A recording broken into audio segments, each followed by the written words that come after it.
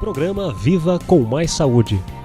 Patrocínio: Morelli Ortodontia, Unimed Sorocaba e Unip Sorocaba.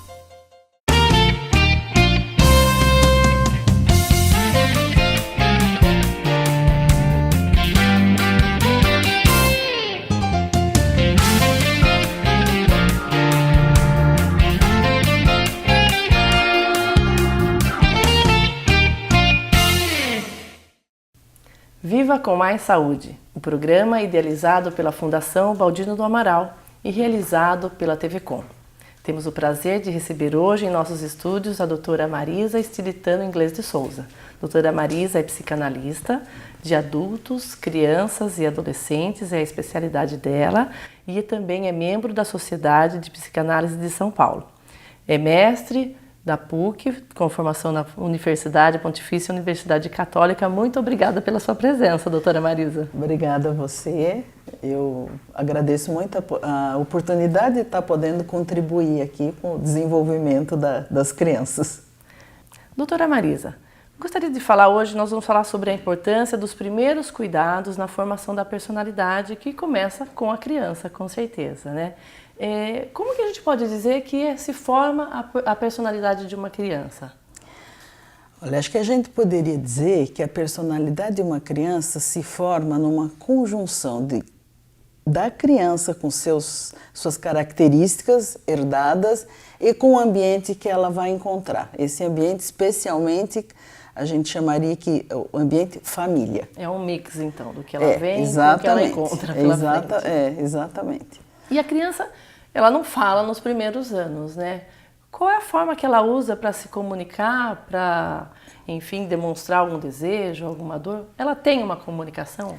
Tem. A criança se comunica, mas, na verdade, para a comunicação se completar, precisa que tenha um adulto capaz de poder perceber o que a criança está mostrando.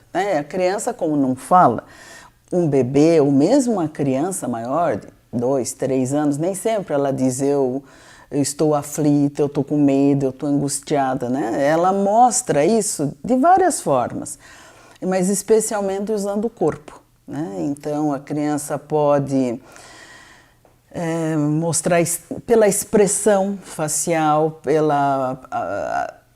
ou às vezes até pela atividade, se é uma criança que já tem atividades, mas mesmo um bebezinho, muitas vezes você percebe ele se encolhendo ou até praticamente se escondendo quando ele está angustiado, e também pelo choro ou pela... Se ele chora demais, se ele chora exatamente, menos, se chora demais, se chora de menos, pelo sono, às vezes dorme demais, às vezes dorme de menos, pela alimentação, come demais, come de menos. Então, essas são as formas como a criança pode mostrar, muitas vezes até fazendo doenças físicas, né? Quer dizer, às vezes não precisa ser necessariamente uma doença grave, mas assim, muito resfriado, muita dor de garganta, muito problema digestivo. Acaba sendo uma forma da criança dizer, olha, alguma coisa não está bem comigo. Então é isso, a criança então ela sente angústia, ela sente medo, ela tem sensações, não só chora porque está com fome, mas ela também tem essas sensações. Então. Sente e sente intensamente, até porque ela não tem ainda defesas necessárias para se proteger disso. Então ela sente e sente muito. Quer dizer que é importante o adulto estar atento àquilo que está acontecendo com o bebê. Sim, e quanto menor, até os bebês prematuros, eles sentem intensamente. Se um bebê prematuro que fica internado, por exemplo, ele está sozinho numa UTI, numa internação, num berçário, ele tem essa sensação de afastamento e tudo mais? Tem, ele na verdade a gente precisa ter muitos cuidados em relação a esta situação, porque esse bebê está realmente numa situação que a gente chamaria uma situação adversa para o desenvolvimento dele. Que esse é então outro a gente assunto precisa correr atrás. Que a doutora Marisa entende muito e dá aqui a nós até um outro programa para a gente falar sobre essas crianças que têm essa dificuldade. Quase 12 anos trabalhando com os bebês na UTI. Então esse vai ser um próximo programa, com certeza já está convidada para voltar aqui. Nem bem chegou, já está convidada para voltar. E essas dificuldades, quando o bebê chega numa casa, né? A mãe geralmente enfeita o quarto, deixa tudo bonito, tem aquela expectativa que vai ter o bebê perfeito, tudo bom. Mas quando o bebê chega, a casa muda o ritmo da casa, né? Como que fica essa chegada? Quais são as dificuldades que uma mãe enfrenta quando o bebê chega em casa? Olha, mãe e o pai, né? Porque entra todo mundo na dança. Na verdade, a gente poderia dizer que não é só a mãe. Todas as pessoas da casa têm dificuldades porque elas precisam se adaptar à nova condição de ter esse bebê em casa. Por mais desejado que o bebê seja, por mais querido, por mais desejado, cada pessoa da família terá que fazer um exercício de adaptação, né? Porque se é o primeiro filho, a mulher era esposa, o marido era marido. Agora a identidade muda. Ela vai ser mãe, ele vai ser pai. Então, por exemplo, o marido já não vai ter atenção só para ele, vai ter uma divisão da atenção entre o marido e o bebê. Agora, como esse marido vai reagir, isso depende das características de cada um, né? Mas para você ver, já tem que haver uma adaptação do pai, da mãe. Se houver já um filho, na verdade, essa mãe e esse pai já estão acostumados a ser pais de um filho. Vão ter que saber como é que é ser pai de dois. Também uma nova tarefa. E a criança, se existe já um filho, como ele vai também reagir à chegada desse bebê, que na verdade vai tirar a atenção dos pais por um certo tempo. Ou ele vai precisar aprender a dividir. Então são adaptações importantes e a gente até diz que até se tiver um cachorro ou um gato na casa, você vai ver as alterações nele. Com certeza. E às vezes nesse momento que chega um bebê novo na casa, vem uma ajuda externa de uma avó, de uma mãe, e a mulher pode se sentir um pouco angustiada, um pouco aflita, a mãe no caso, invadida, vamos dizer. Qual o tipo de ajuda que é boa nesse momento? Qual o tipo de ajuda que uma ajuda, vamos dizer assim, propícia, né, uma ajuda positiva que uma mãe pode ter quando ela está cansada, não amamentou à noite, não dormiu bem, mudou a realidade, né? Que tipo de ajuda ela pode conseguir aí da família? Bom, que tipo de ajuda ela vai conseguir aí vai depender da família que ela tem, né? Mas eu acho importante a gente dizer que, de verdade, quando a mulher tem um bebê, ela realmente precisa de ajuda. Não dá para dar conta de tudo sozinha, até para que ela possa atender bem o bebê e as necessidades do bebê, né? Na verdade, existe nos primeiros dias, nos primeiros 2 meses, 3 meses, a mãe praticamente fica voltada para o bebê, ligada intensamente a ele. Isso normalmente acontece. E é bom que seja assim. Então, para que a mãe possa ficar desta forma, assim, mais disponível para o bebê, é importante que alguém a ajude nas outras questões, né? Porque a casa continua, se tiver outros filhos também, e até também da parte emocional, para ela poder ter um respaldo. Então, é importante o respaldo, mas é importante que ela não seja invadida. Na verdade, então, o respaldo naquelas atividades da casa, né? Porque vem a avó, todo mundo quer brincar com o neném, mas ninguém quer ajudá-lo a lavar uma fralda, lavar uma louça. Vamos dizer que essa ajuda deixaria a mãe mais tranquila para poder se dedicar ao bebê. Isto sim, ajuda nessas situações concretas, ou mesmo um apoio emocional, estar junto. Né? Estar junto não quer dizer atropelar a mãe. Né? E aí talvez vale a pena a gente falar, porque nós estamos falando muito de mãe, de bebê, esta relação é extremamente importante, é fundante da personalidade, mas talvez seja bom lembrar a importância do pai. Aí, né? Quando um bebê é novinho, né? Depois o pai entra direto na relação com a criança, mas nesse começo, muitas vezes os pais se sentem meio de fora, porque a mãe está envolvida 24 horas, né, com Traz o bebê. Mais uma culpa para a mãe, né? O tempo inteiro está ali com o bebê.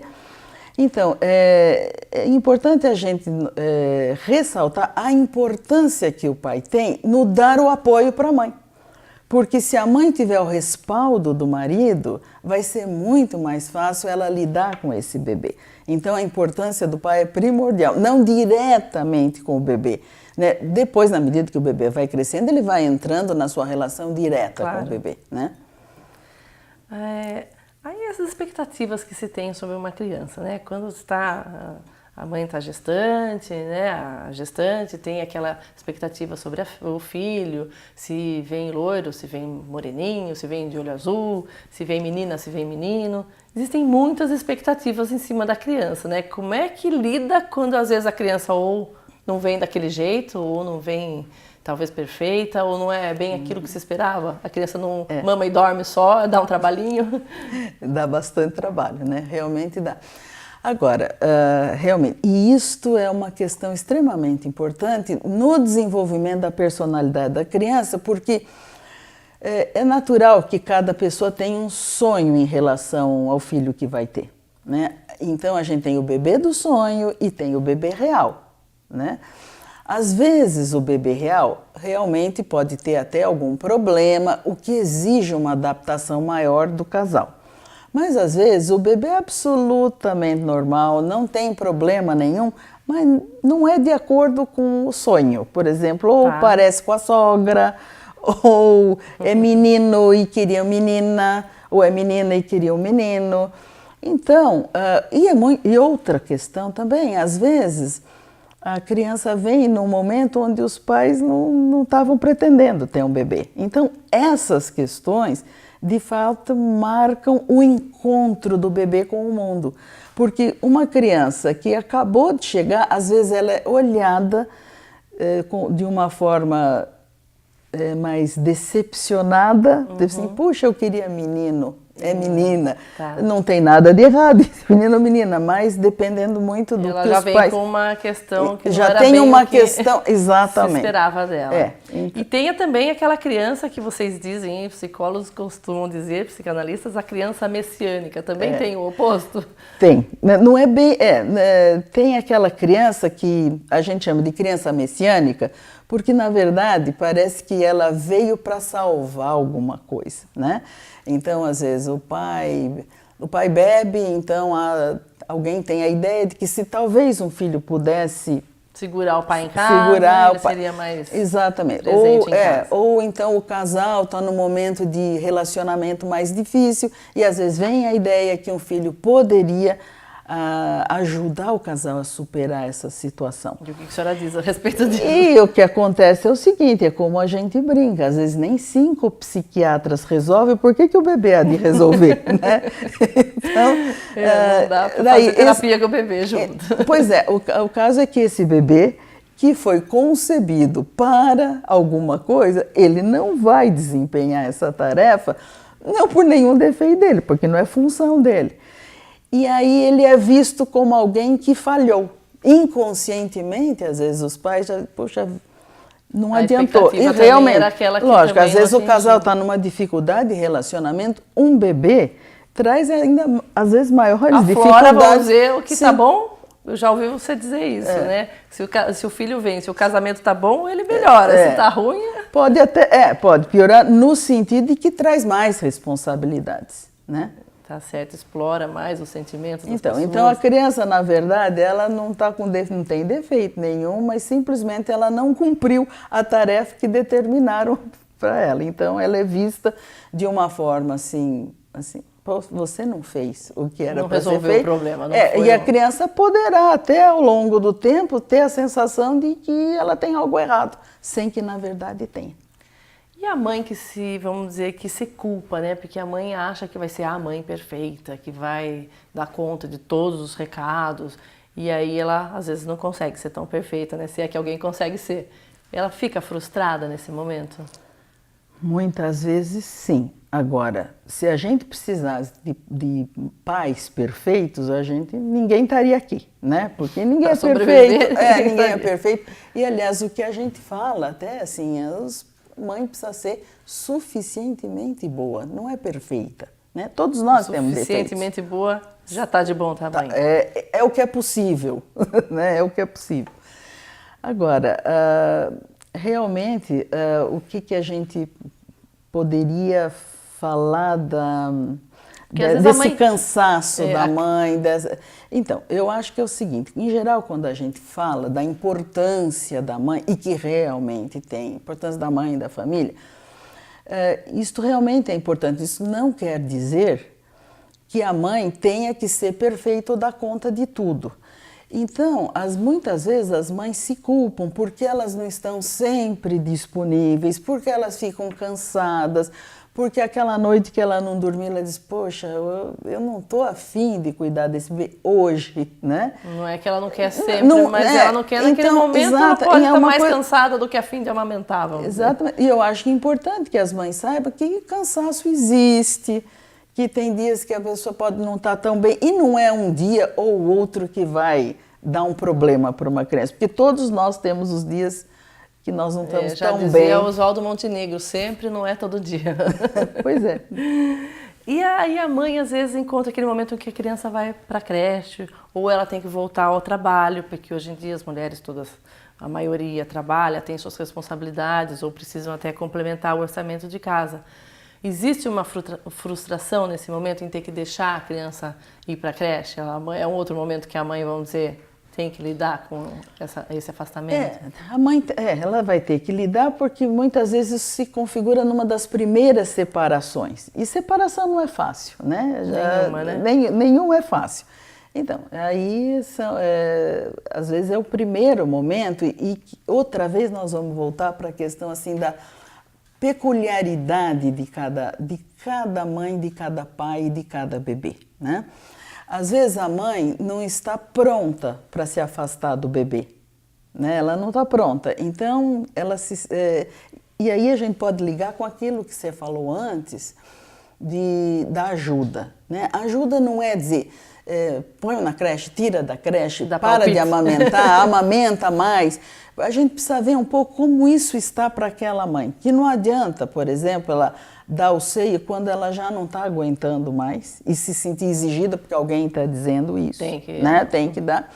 Ou também tem que ir para cá. Algumas vezes até tem, porque a questão de sobrevivência, a mãe não precisa tem outra opção, sair, trabalhar, não tem opção, mas nesses casos, às vezes seria até bom uma ajuda e uma conversa para que a mãe possa elaborar isto e, por exemplo, poder deixar o bebê. E né? ficar tranquila por deixar o bebê. Ela vai deixar, mas ela fica angustiada ou culpada porque deixou muito cedo, um bebezinho de 3, 4 meses. E esse muito cedo, às vezes, é para a mãe ou para o bebê, não é uma questão de X meses. Né? Às vezes a mãe não está pronta para deixar o bebê. Se pudesse, seria bom que ela ficasse mais tempo com o bebê.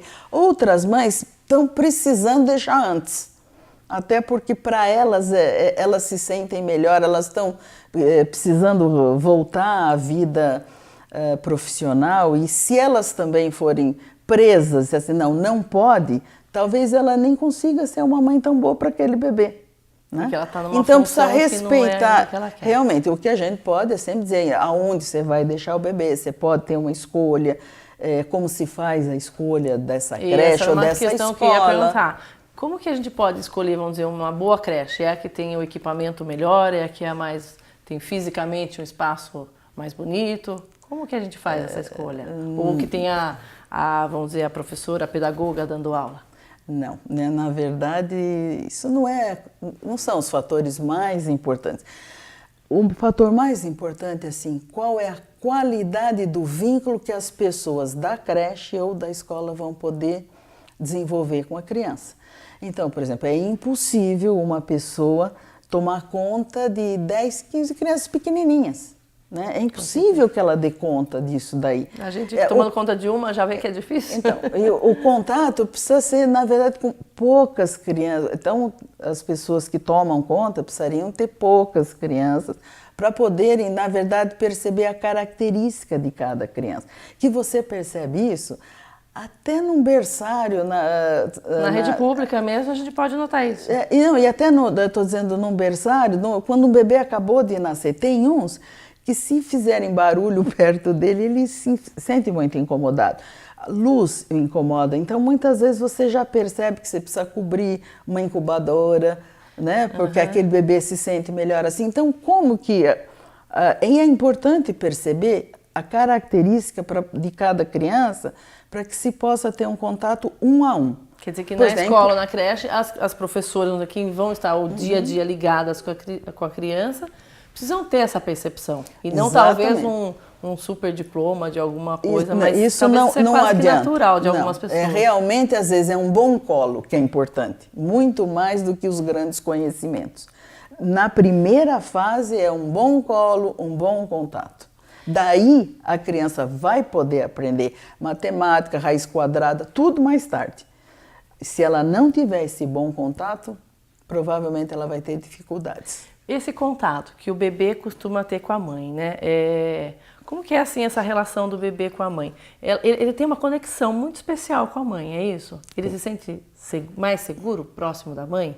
Esse contato da amamentação, né? Ele precisa da mãe para, vamos dizer, para poder ganhar o mundo, aí, para poder ter um contato com o mundo exterior? Olha, no início da vida, a mãe é o mundo, né? Tanto que eu sempre costumo dizer, se o mundo estiver em guerra e a mãe estiver tranquila, o bebê está tranquilo.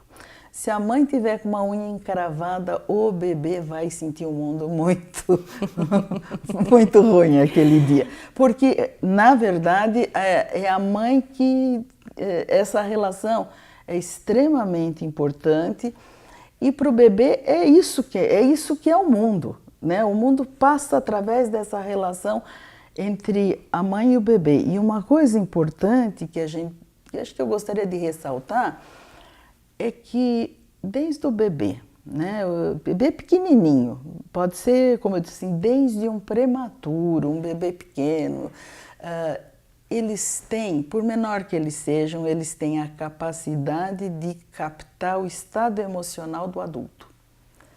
Quer dizer, às vezes está acontecendo alguma coisa com o adulto, nem o adulto tem uma ideia, vamos dizer, que a gente estava discutindo aqui nos bastidores com a doutora Marisa. Muita gente, por exemplo, deixa o bebê, vai viajar, fala, ele é pequenininho, ele não vai sentir, ele não vai perceber que eu fui viajar, passei tantos dias longe, né? O que a senhora teria a dizer em relação a isso? Percebe e percebe muito. Lógico que ao longo do tempo e do desenvolvimento, ele vai aprendendo que a mãe se afastou e a mãe volta, mas isso é uma conquista a ser feita. Então, você pegar um bebê e que a mãe é o mundo dele, é a referência, né? Aliás, quando um bebê nasce, ele reconhece o cheiro da mãe, os batimentos cardíacos da mãe, tanto que quando a mãe põe um bebê no colo, o bebê se acalma. Ou quando ela fala com ele, ele reconhece a voz dela, às vezes até a do pai, porque ele ouviu até durante o final da gestação, o bebê já tem capacidade de escutar. Então, ele volta para aquilo que é conhecido, porque o bebê, por não ter uma mente desenvolvida, ele não consegue se adaptando a várias situações. Ele precisa se manter naquela situação e, aos poucos, a situação ir se alterando. Né? Então, se uma mãe desaparece, é a mesma coisa, acho que para a gente, se dissesse, olha, agora você está em Marte, é outra coisa. O bebê não tem condições de se adaptar sozinho. Então, a mãe é que precisa ir dosando esse afastamento. E dá pra gente relatar, assim, vamos dizer, que a criança sente quando a mãe se afasta, porque, assim, às vezes você está ali com a criança dorme sempre, vamos dizer, 8, 9 horas da noite, né? Aí o dia que você tem um compromisso, que você quer sair, quer se arrumar, quer ir numa festa, a criança azeda, não há meio de dormir. Exatamente. Você vê que uma criança, vamos dizer, que não tem nem ainda a fala desenvolvida, ela faz isso mesmo. A mãe todo dia põe lá 8 horas da noite e a criança dorme. Aquele dia que a mãe está mais agitada, por que que essa criança não dorme aquele dia como ela dorme todos os dias normalmente? É que ela captou algo diferente. Né? E este algo diferente muitas vezes se passa até pela forma da mãe segurar a criança, olhar para a criança, porque ela está atenta a outras coisas e a criança percebe essa diferença. Olha, eu te dar um exemplo que ontem eu estava com uma amiga que tem uma criança de 2 anos e pouco, quase 3 anos, né? E ela estava me contando uma situação desagradável pela qual ela passou em relação a uma pessoa da família. E ela estava me contando de uma forma cifrada, ela não usou o nome, não usou nada, justamente porque a criança ia reconhecer. E a criança estava sentada no colo dela, mas estava de costas para a mãe, estava assim, de frente para mim. Então, ela não estava vendo a mãe, nem a expressão da mãe, e a mãe estava relatando a situação. Uma certa altura, a menina que estava desenhando e estava brincando ali... Supostamente não está nem nada ali. participando Ela da virava conversa. para a mãe e disse assim, quem, mãe? Quem? Quer dizer, de quem você está falando? E a mãe falou, nada, eu estou falando da novela. Eu estou contando para a Marisa uma coisa da novela, de uma pessoa da novela. Tudo bem, ela conta, a criança começou a agitar de tal forma, né? Que eu falei, olha, ela captou o mal-estar da mãe. E que nem era um mal-estar intenso, porque a situação não estava acontecendo naquele momento, ela estava relatando uma situação. Mas certamente a mãe estava emocionada e a criança captou. É por aí que acontece, né? O bebê, na verdade, quando ele é pequeno, né, a gente carrega o bebê, ajuda o bebê a segurar uma coisa, segurar outra. No momento em que a criança começa a andar por si só, qual que é a mudança que acontece para ela no mundo dela, vamos dizer? Porque até então ela está super protegida, né? Quando ela começa a dar os primeiros passos, o que acontece no mundo dela? Há uma mudança de mundo, né? Como você falou, a gente atende um bebê. Durante o primeiro ano de vida, a gente atende o bebê em tudo que ele quer. Lógico, ele aponta, você pega. Ele chora, você, bom, acho que é fome, e tenta dar uma mamadeira ou trocar fralda. Então, o bebê, quando ele chega no final do primeiro ano, ele acredita que ele é Sua Majestade o bebê, né? E é ele que faz tudo, ele produz isso tudo. Então, no final do primeiro ano, quando ele começa daí a andar, ele vai começar a ver que não é bem assim, né? Às vezes ele quer uma coisa, ele quer alcançar uma coisa e o braço do adulto não está lá, então ele vai perceber que não dá, né? Não dá pra Ou ele quer, às vezes você vê um bebezinho, um bebê de 1 ano e pouco querer empurrar um móvel que está na frente. Aí ele começa a perceber os limites reais que ele tem. Então é uma fase extremamente importante e que, já que nós estamos falando de profilaxia, é importante que as pessoas percebam que para nós é natural, mas para a criança não é. Até agora ela foi criada e deveria mesmo ser criada Não dessa. está errado, não está errado, cuidar você da atende. criança. É assim mesmo que o bebê precisa. Se fizer de outra forma, Ele não vai sente, dar certo. dá certo. Mas aí agora é a hora que ele precisa entrar na realidade, o preparo para a vida em sociedade. Então ele começa a ter limites. E esses costumes da sociedade, né? Que nosso tempo aqui está já meio que se esgotando, doutora Marisa. A conversa que flui e está passando rápido.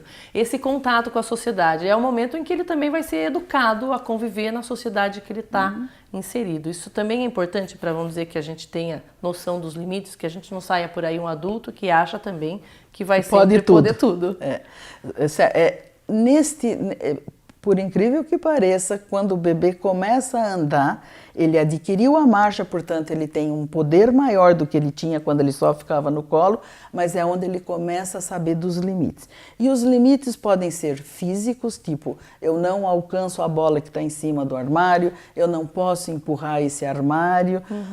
E limites que aí a sociedade impõe e que está na hora de começar a treiná-lo. Como, por exemplo, por que ele não pode fazer xixi no tapete? Ele pode, né? Aí é uma questão da sociedade. Olha, a gente começa a dizer, olha, não é aí que você vai fazer o xixi. Olha, não pode pegar o brinquedo do outro, né?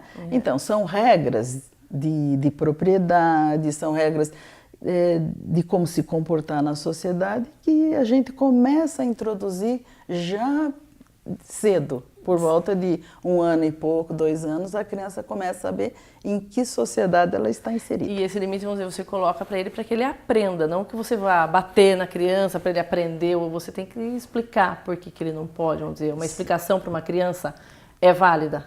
Uma explicação é válida e algumas vezes ela não sabe, não vai conseguir atingir a explicação e tem que ser dado pela autoridade dos pais. Olha, não pode. E nessa hora, assim, não pode, porque a mamãe e o papai dizem que não pode.